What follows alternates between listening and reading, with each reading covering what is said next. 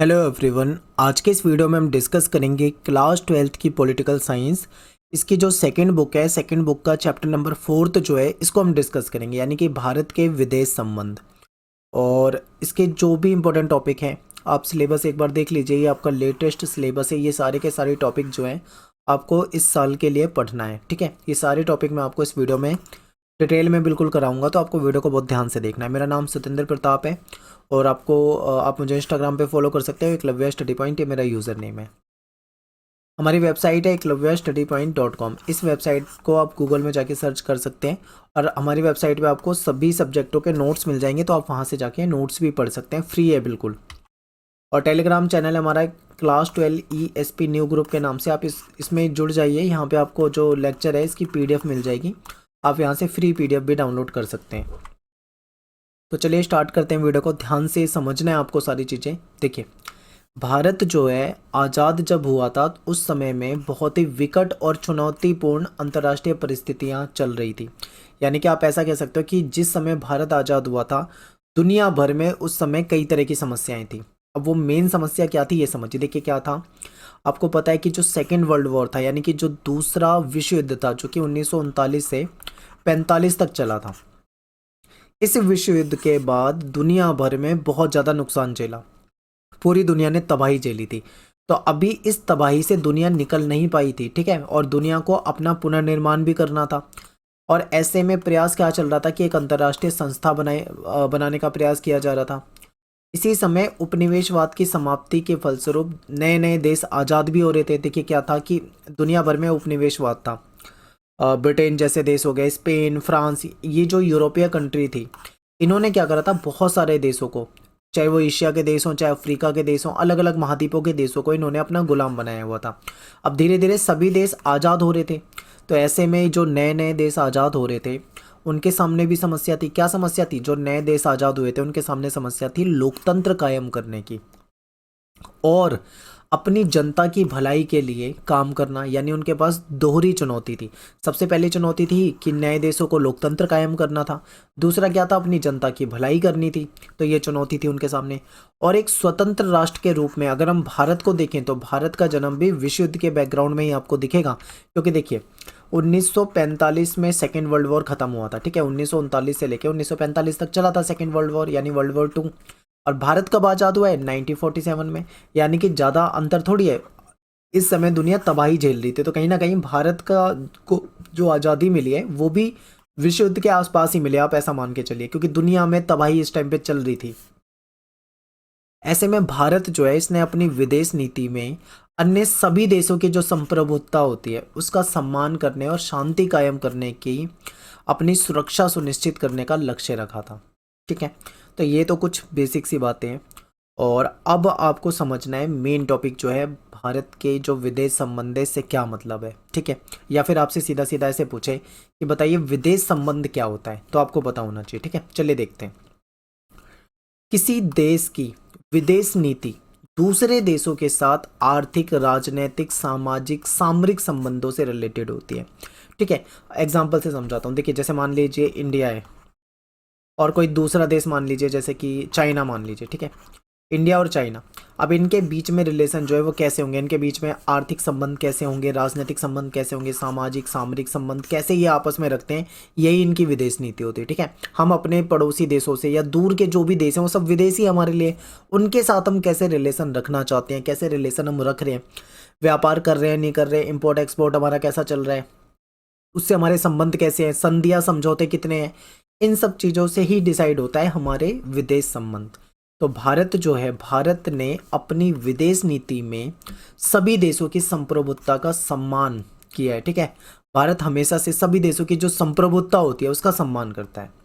अब यहाँ पे आपके सामने एक क्वेश्चन आएगा कि ये संप्रभुता होती क्या है, ठीक है। आपको पढ़ के तो मैंने बता दिया, पर इसका मतलब क्या होता है ये भी आपको पता होना चाहिए। देखिए, संप्रभुता का मतलब है एक तरह से सर्वोच्च सत्ता, ठीक है। यानी कि जैसे भारत है, भारत देश जब अंग्रेजों से आज़ाद हुआ, ठीक है, अब भारत देश का जो संपूर्ण सत्ता थी, सर्वोच्च सत्ता जो थी, वो किसके पास आ गई? भारत सरकार के पास आ गई, ठीक है। संपूर्ण सर्वोच्च या फिर सर्वोच्च सत्ता का मतलब ये होता है कि पूरा अधिकार जो है वो भारत सरकार के पास होंगे। भारत सरकार चाहे तो अपने किसी राज्य के अंदर कोई भी बदलाव कर सकती है, चाहे तो राज्य का नाम बदल दे, चाहे तो दो राज्यों को आपस में मिला दे, चाहे तो राज्य के छोटे छोटे टुकड़े कर दे। ठीक है, जो देश की सीमा रेखा के अंदर जैसा बदलाव सरकार करना चाहे वैसा वो बदलाव कर सकती है। इसी को हम एक तरह से संप्रभुता कहते हैं। ठीक है, तो ये आपको समझना है, यानी कि भारत जो है वो विभिन्न देशों की संप्रभुता जो है उसका सम्मान करता है और शांति कायम करके अपनी सुरक्षा प्राप्त करने का भी लक्ष्य जो है भारत ने रखा है। तो ये हमारे कुछ विदेश संबंध है, जो दूसरे देशों के साथ हमारे आर्थिक, राजनीतिक, सामाजिक, सामरिक संबंध कैसे हैं, ये सब हमारे विदेश संबंध होते हैं। और हमने हमेशा सभी देशों की संप्रभुता का सम्मान किया है और शांति कायम कर, विभिन्न देशों के बीच में कोई विवाद भी होता है तो शांति कायम कराने का प्रयास किया है और अपनी सुरक्षा का भी लक्ष्य रखा है कि अपनी सुरक्षा का भी ध्यान रखना है। ठीक है, अब बात करेंगे नेहरू जी की विदेश नीति जो थी उसके मुख्य तत्व क्या है। तो देखिए, नेहरू जी ने क्या कहा था ये समझिए। नेहरू जी कहते थे कि जो कठिन संघर्ष से प्राप्त जो संप्रभुता है उसको बचाए रखना, यानी कि कहने का मतलब है कि जो हमें आज़ादी मिली अंग्रेजों से वो बहुत ही कठिन संघर्ष के बाद, बहुत ही लंबे संघर्ष के बाद, लंबे समय के बाद मिली है। तो ऐसे में जो हमें संप्रभुता मिली है, यानी अब हम अपने देश को अपने तरीके से चला सकते हैं। ठीक है, अपने देश में शासन अपने तरीके से चला सकते हैं, कानून बना सकते हैं, क्योंकि हम हमारे पास संप्रभुता है, यानी कि सर्वोच्च सत्ता है, जैसा हम चाहें वैसा कर सकते हैं। तो इसको बचाए रखना है। ठीक है, ये नेहरू जी का कहना था। और क्या है, ये कहते हैं क्षेत्रीय अखंडता को बनाए रखना। क्षेत्रीय अखंडता का मतलब क्या होता है? अखंडता का मतलब है टुकड़े होने से बचाना। ठीक है, अखंड रखना यानी बिना कोई टुकड़े के, यानी जो हमारे जो देश में जो भी राज्य है उसको बिल्कुल बनाए रखना है, उनको टूटने से बचाना है। ठीक है, उनको इधर उधर, कई बार क्या होता है कि राज्यों में विवाद होने लग जाता है, वो दूसरे देशों से मिलने की बात करने लग जाते हैं, तो इन सब चीज़ों को बचाए रखना है। इसके बाद है तेज रफ्तार से आर्थिक विकास करना, क्योंकि जिस समय देश आज़ाद हुआ था उस समय में देश की कंडीशन जो थी वो अच्छी नहीं थी। ठीक है, आर्थिक रूप से देखें तो देश काफ़ी कमज़ोर था। ऐसे में एजुकेशन को बढ़ाना था, आर्थिक विकास करना था, लोगों को रोजगार देना था, देश की स्थिति को सुधारना था। तो ये सारी चीज़ें हैं। तो नेहरू जी के विदेश नीति के ये 3 मुख्य तत्व थे, ये आपको पता होने चाहिए। नेक्स्ट देखते हैं भारत की विदेश नीति के तत्व क्या है। तो देखिए, भारत की जो विदेश नीति है ना, ये बहुत महत्वपूर्ण है। देखिए, भारत की विदेश नीति में क्या महत्वपूर्ण माना जाता है? गुटनिरपेक्षता। आपको पता है कि जब सेकेंड वर्ल्ड वॉर हुआ था, यानी 1939 से लेकर 1945, इस समय आपने क्या देखा था कि दुनिया जो थी वो 2 गुटों में, ठीक है, जैसे ही सेकेंड वर्ल्ड वॉर था उसके बाद दुनिया जो है 2 गुटों में या 2 खेमों में बट रही थी। ठीक है, एक तरफ कौन सा था? यूएसए था, दूसरी तरफ यूएसएसआर, यानी कि एक तरफ अमेरिका, एक तरफ सोवियत संघ। इस तरीके से दुनिया 2 खेमों में बढ़ चुकी थी। कुछ लोग यूएसए की तरफ थे, उसके सपोर्ट में थे, तो कुछ यूएसएसआर के सपोर्ट में थे। ठीक है, ऐसे में भारत ने क्या फैसला लिया कि ना तो हम यूएसए के खेमे में शामिल होंगे, ना ही हम यूएसएसआर के खेमे में शामिल होंगे। हम अपने आप को अलग रखेंगे, यानी गुट निरपेक्ष, यानी दोनों ही गुटों से अपने आप को दूर रखेंगे। ठीक है, तो ये हमारी विदेश नीति का सबसे महत्वपूर्ण तत्व है, गुट निरपेक्षता। इंपॉर्टेंट है, याद रखिए। आगे देखते हैं, अंतर्राष्ट्रीय विवादों को शांतिपूर्ण तरीके से सुलझाना। बिल्कुल, देखिए, अंतर्राष्ट्रीय रूप में विभिन्न देशों के बीच में ना कुछ विवाद, लड़ाई झगड़े हो जाते हैं। तो भारत की हमेशा से पॉलिसी रही है कि हम क्या करते हैं, हम हमेशा से ये प्रयास करते हैं कि विभिन्न देशों के बीच में जो विवाद हुआ है, जो झगड़ा हुआ है, उसको बातचीत के जरिए, ठीक है, शांतिपूर्वक तरीके से सुलझा लें। तो ये हमारी विदेश नीति का महत्वपूर्ण तत्व है। और क्या है, आगे देखिए, साम्राज्यवाद का विरोध, यानी कि उपनिवेशवाद का विरोध। देखिए, जैसे ब्रिटेन हो गया, ये सब यूरोप के देश हैं। ब्रिटेन हो गया, पुर्तगाल हो गया, ठीक है, फ्रांस हो गया और स्पेन हो गया, ये सारी यूरोपियन कंट्री हैं। इन्होंने क्या करा, एशिया और अफ्रीका के देशों को अपना गुलाम बना लिया। जैसे ब्रिटेन ने भारत को अपना गुलाम बना लिया, श्रीलंका को अपना गुलाम बना लिया।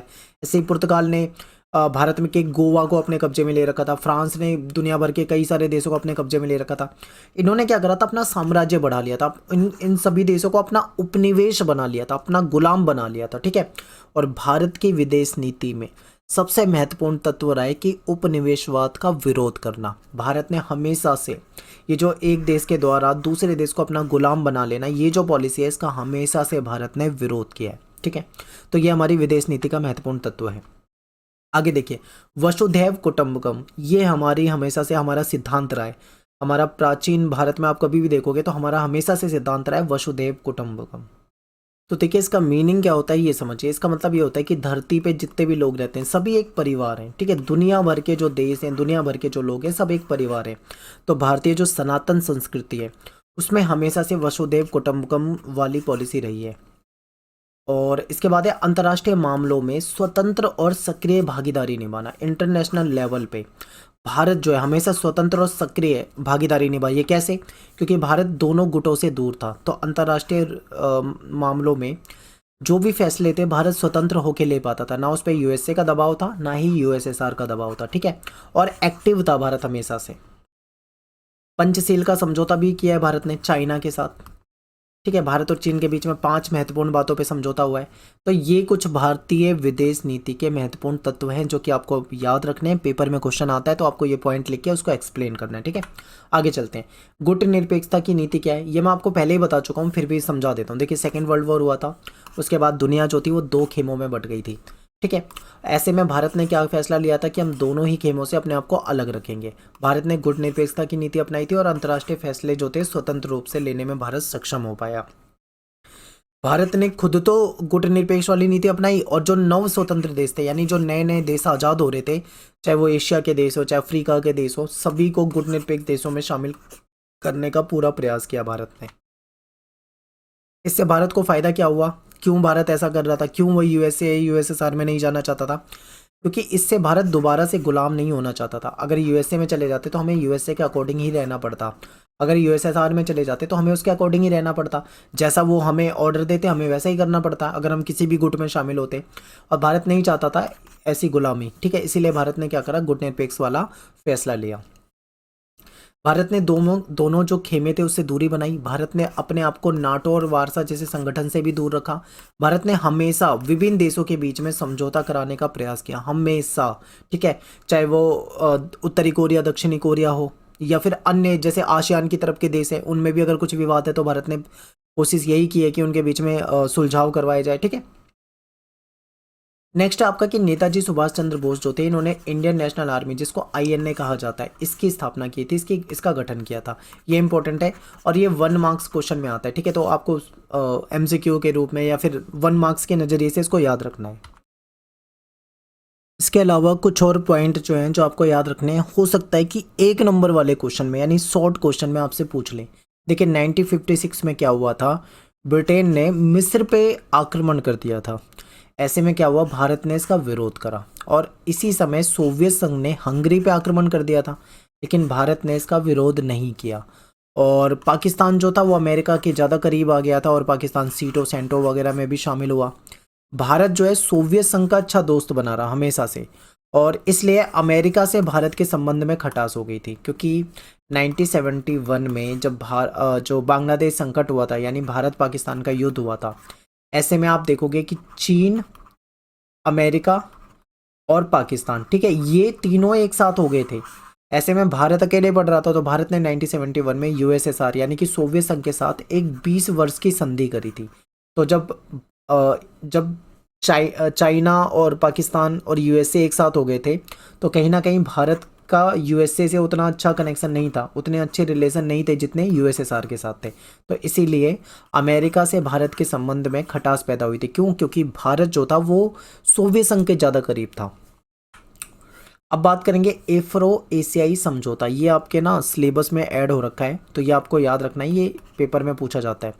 देखिए नेहरू जी के दौर में भारत ने अफ्रीका और एशिया के नए स्वतंत्र देशों के साथ संपर्क बनाए, ठीक है। एफ्रो से अफ्रीका है और एशियाई से आपको पता है एशिया है, यानी अफ्रीका और एशिया के देशों के बीच में रिलेशन ठीक करना।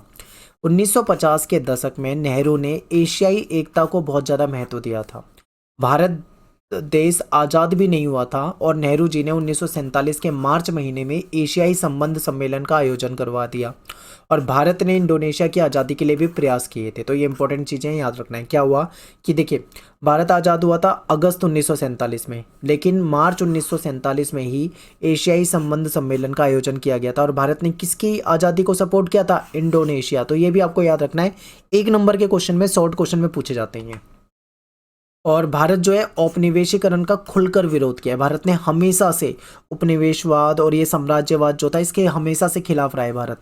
इंडोनेशिया का शहर है बोंडुंग। यहाँ पे 1955 में एक सम्मेलन हुआ था जिसको एफ्रो एशियाई सम्मेलन कहा जाता है, ठीक है। इसे बोंडुंग सम्मेलन भी कहा जाता है क्योंकि यहाँ पे बोंडुंग में हुआ था, इसीलिए इसका नाम बोंडुंग सम्मेलन भी पड़ गया। एफ्रो एशियाई एकता सम्मेलन है ये, एफ्रो एशियाई की एकता के लिए ये सम्मेलन कराया गया था, ठीक है। और इस सम्मेलन में ही कूटनिरपेक्षता की नींव पड़ गई थी। आगे है भारत और चीन के संबंध, इसको समझिए। तो देखिए, चीन जो है भारत का पड़ोसी देश है। चाइना की जो क्रांति है 1949 में हुई थी और भारत ने चीन के साथ अपने रिश्ते जो है शुरुआत जो है रिश्तों की शुरुआत वो दोस्ताना ढंग से की थी। लेकिन चाइना ने क्या किया, भारत पे 1962 में भारत पे आक्रमण कर दिया। इसके बाद से कई वर्षों तक तो क्या हुआ, भारत के और चीन के बीच में जो रिश्ते थे वो सामान्य नहीं थे, कहीं ना कहीं बातचीत वगैरह सब कुछ बंद हो गया था। लेकिन दोनों तरफ राजनीतिक नेतृत्व तो बदला, यानी वहाँ पे भी सरकार बदली, वहाँ पे मतलब शासक बदले और भारत में भी शासक बदले। जब शासक बदले दोनों तरफ तो कहीं ना कहीं फिर से बातचीत का दौर शुरू हुआ और दोनों देशों के नेताओं ने एक दूसरे देशों का दौरा भी किया। आपसी जो व्यापार था वो भी बढ़ गया, जो विवादित मुद्दे थे उस पर भी बातचीत की और दोनों जो देश थे, दोनों देश जो विवादित मुद्दे थे उस पर बातचीत करने को तैयार हुए।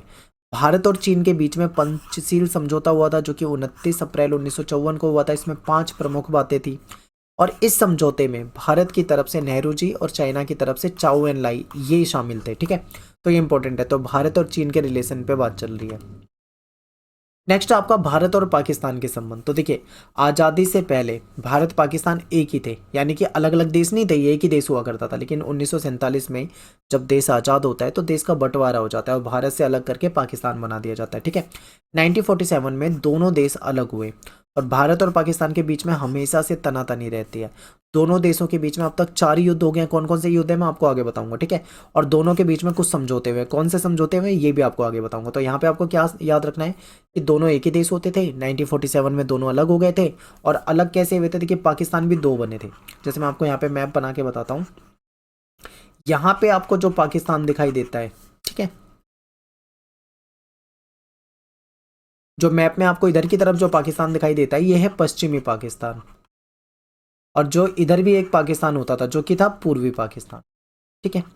बाद में 1971 में ये यही पूर्वी पाकिस्तान एक स्वतंत्र देश बांग्लादेश बन गया था, जिसको आज के समय में हम बांग्लादेश के नाम से जानते हैं। तो पश्चिमी पाकिस्तान और पूर्वी पाकिस्तान ऐसे बटे थे ये, बाद में ये बांग्लादेश बन गया, ठीक है। तो ये चीज़ें आपको याद रखनी है, आगे सब कुछ डिटेल में बताने वाला हूँ। तो चलिए देखिए, सबसे पहले ये समझते हैं कि भारत और पाकिस्तान के बीच में जो 4 युद्ध हुए थे वो कब कब हुए थे। तो पहला युद्ध तो 47-48 में ही हो गया था कश्मीर के मुद्दे को लेकर। जो दूसरा युद्ध था वो 1965 में हुआ था, इसमें पाकिस्तान की तरफ से आक्रमण हुआ था।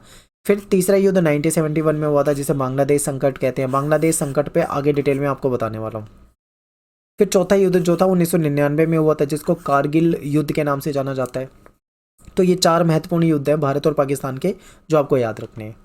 इसके बाद देखिए, भारत और पाकिस्तान के बीच में जो विवाद के कारण है वो क्या है। तो देखिए, सबसे पहला है सीमा विवाद, ठीक है। जो आप जम्मू कश्मीर वाला हिस्सा देखते हो तो कश्मीर जो है भारत का अभिन्न अंग है। लेकिन पाकिस्तान का दावा क्या है कि कश्मीर जो है वो अपने में मानता है, ठीक है। कश्मीर को वो हमेशा से हासिल करना चाहता है। तो यहाँ पे कहीं ना कहीं सीमा को लेकर विवाद हो जाता है। फिर कश्मीर विवाद महत्वपूर्ण है, ठीक है। सीमा विवाद हो गया, कश्मीर विवाद हो गया। फिर सर्किक रेखा विवाद, गुजरात में जो रण नामक जगह है यहाँ पे कच्छ नामक स्थान है, यहीं पे एक सर्किक रेखा है जहाँ पे कुछ महत्वपूर्ण संसाधन है, उसको लेकर क्या होता है भारत और पाकिस्तान के बीच में विवाद हो जाता है।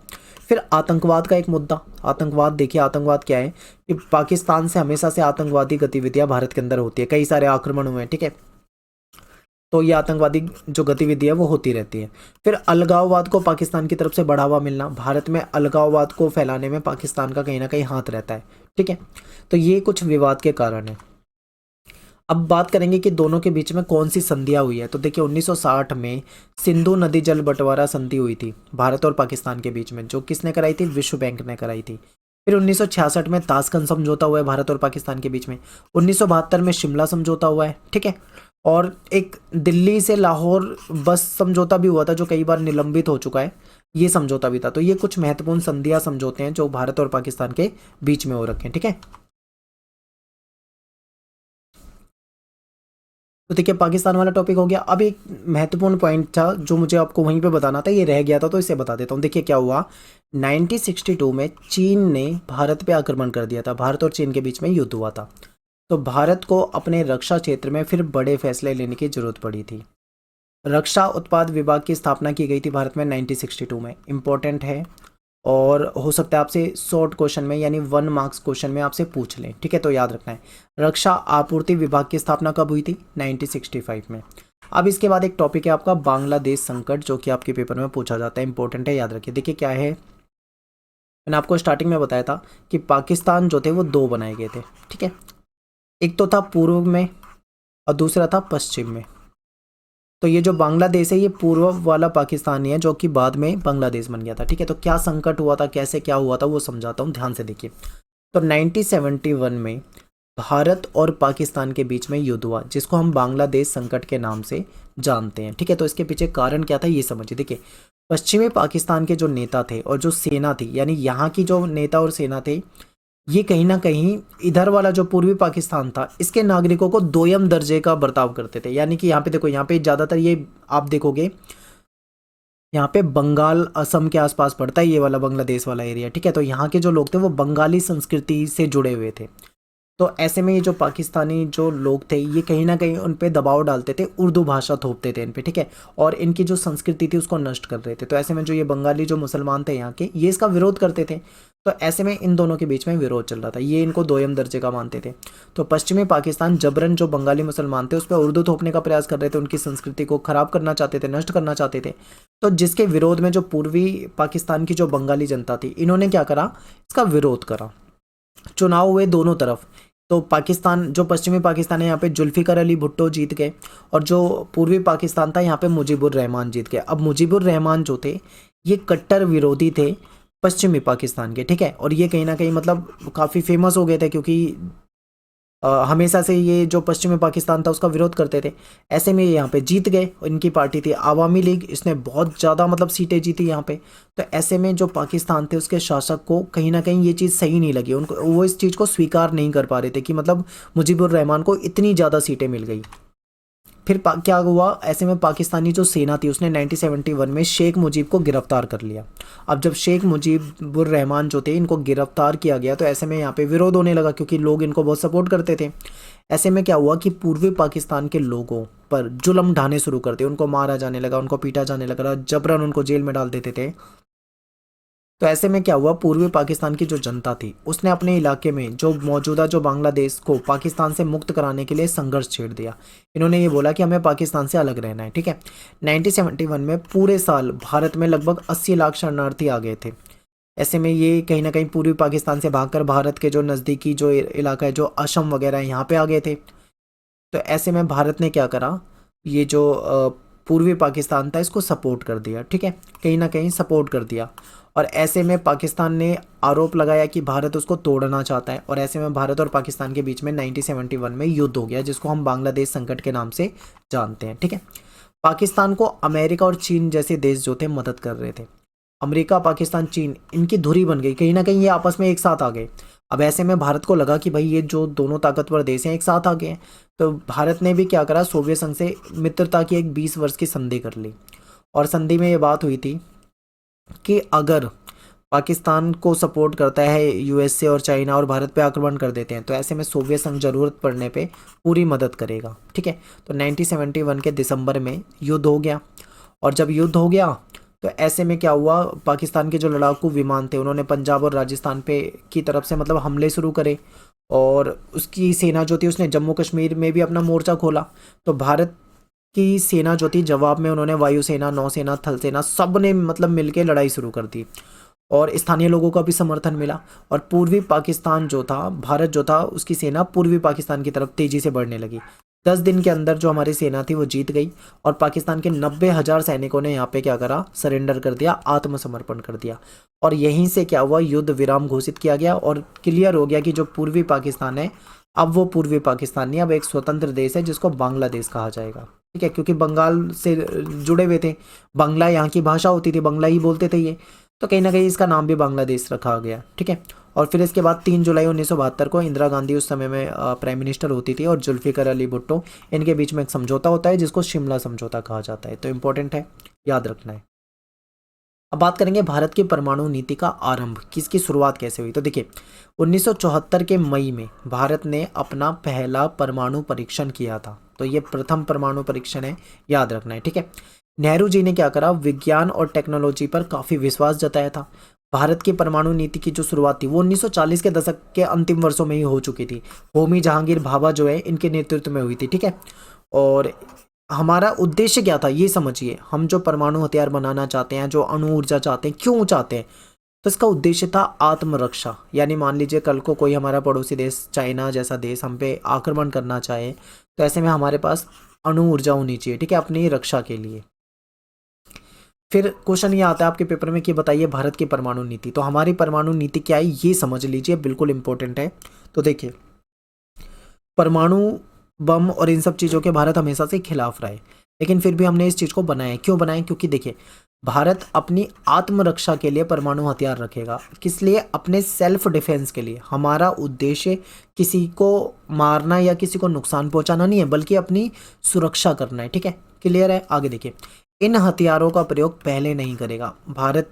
हमारा जो संविधान और हमारी जो पॉलिसी रही है वो यही रही है कि हम कभी भी अपने इन हथियारों का इस्तेमाल पहले से नहीं करेंगे। अभी तक ये था, लेकिन जब 2014 में एनडीए गवर्नमेंट आई तो एनडीए गवर्नमेंट ने ये भी कहा कि अगर हमें लगता है कि भाई हमें ज़रूरत है, हमें देश की रक्षा के लिए ऐसे ज़रूरत है, तो हम इस चीज़ को, इस पॉलिसी को बदल भी सकते हैं।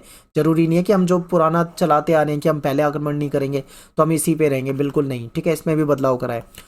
और परमाणु अप्रसार संधि का विरोध करा। देखिए परमाणु अप्रसार संधि जो थी 1968 वाली, इसमें क्या था, जबरन रोका जा रहा था भारत जैसे देश या जो अन्य देश है उनको परमाणु हथियार बनाने से, पर भारत ने इसका विरोध करा।